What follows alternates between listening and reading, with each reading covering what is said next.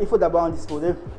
Donc, faire un inventaire de ce dont on a besoin et mettre cela à sa disposition. Faire un checklist au jour le jour de quoi on a besoin pour pouvoir affronter les examens. Et à la veille, vérifier vraiment si on a ce matériel de travail, les mettre dans le sac ou bien dans le support approprié pour pouvoir aller le lendemain à l'examen. Le lendemain, quand vous partez aussi, vous assurez que vous avez effectivement le matériel dont vous avez besoin en sortant de la maison.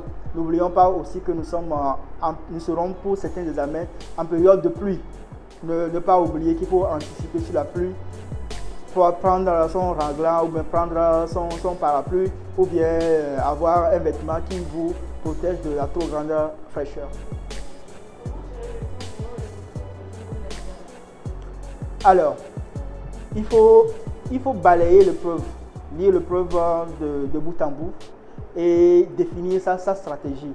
Définir sa stratégie voudrait tout simplement qu'on attaque ce qui nous semblerait plus facile avant d'aller à des sujets ou bien à des questions qui nous demanderaient encore plus de réflexion. Là, quand on attaque les sujets ou bien les questions qui ne sont pas faciles, nous nous mettons de plus en plus en confiance pour mieux répondre aux questions qui paraissent coriaces. Des fois, on a l'illusion. Des fois, on lit le sujet et on commence par paniquer. Mais c'est lorsqu'on commence à traiter le sujet qu'on se rend compte qu'on connaît tout. Donc, n'hésitez pas. C'est en essayant qu'on se rend compte de la facilité ou bien de la difficulté.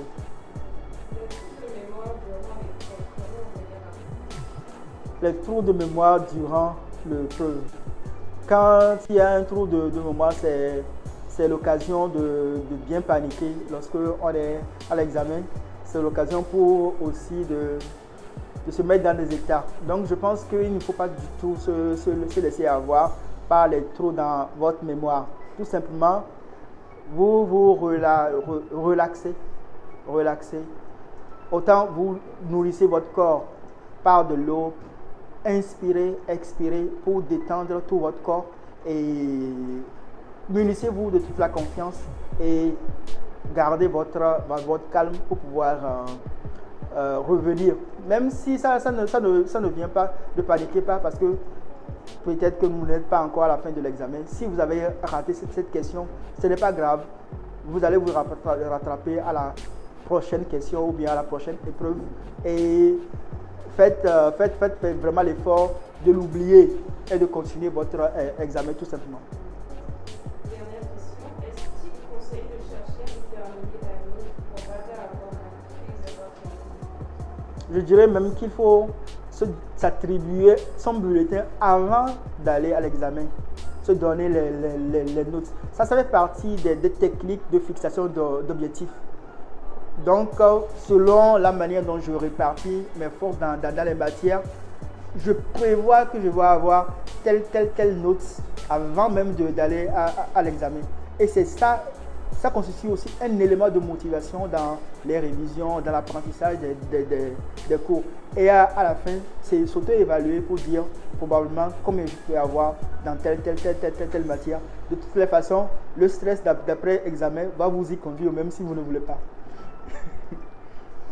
Merci beaucoup. On va demander votre Donc, c'est la période fatidique pour tout et chacun de nous. L'examen, c'est très important. Nous allons nous munir du calme nécessaire et de la motivation pour aller vraiment affronter ces sujets-là pour leur dire que nous sommes les plus forts.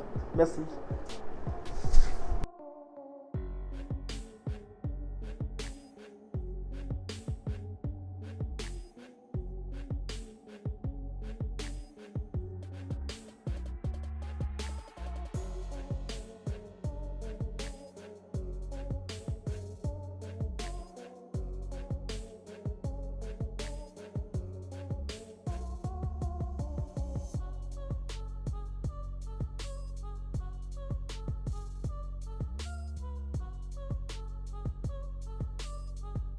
point par point les réponses auxquelles nos très chers invités ont pris soin de répondre. Alors, je vous souhaite un excellent examen. Je vous souhaite voilà, de pouvoir vous concentrer, à la fois de vous détendre ces dernières semaines. Et voilà, très bonne chance à vous.